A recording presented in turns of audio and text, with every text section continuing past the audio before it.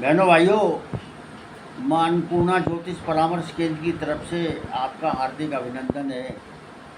मैं नवग्रह शांति विशेष के जरिए से एक एक ग्रह के शुभ प्रभाव और दुष्प्रभाव आपको बता रहा हूँ।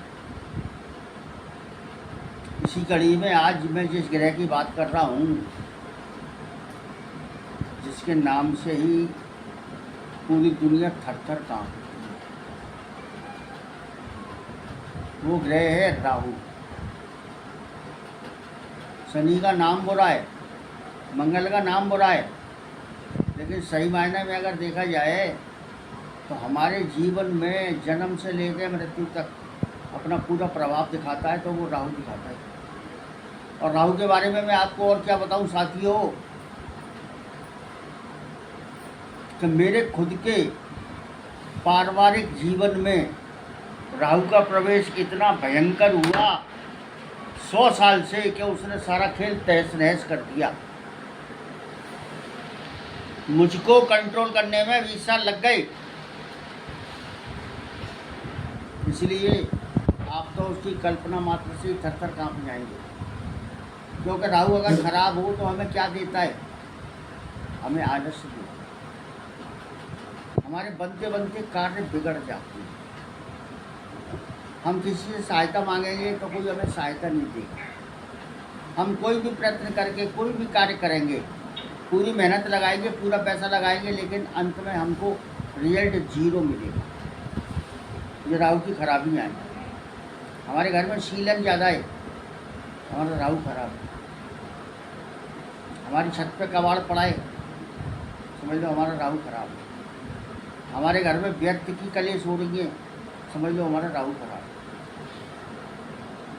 राहु का सबसे बड़ा प्रभाव ये होता है कि किसी प्रकार का जुआ सट्टा,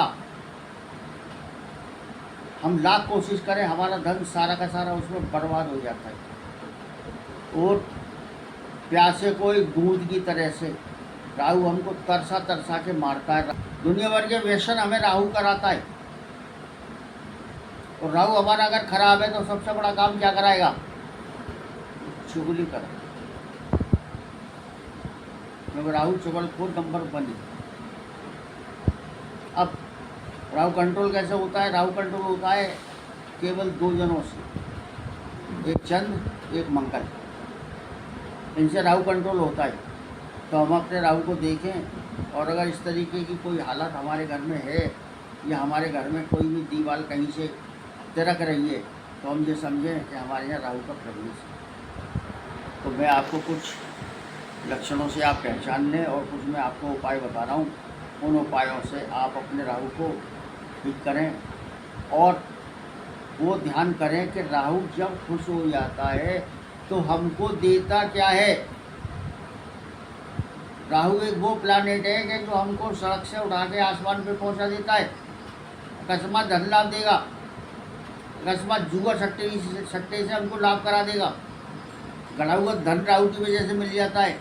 और राहु का सबसे बड़ा जीवन में प्रभाव ये है कि राहु अगर अच्छा है तो हमारी निर्णय लेने की क्षमता बहुत ज़बरदस्त होती है, हमारा साहस बहुत ज़बरदस्त होता है।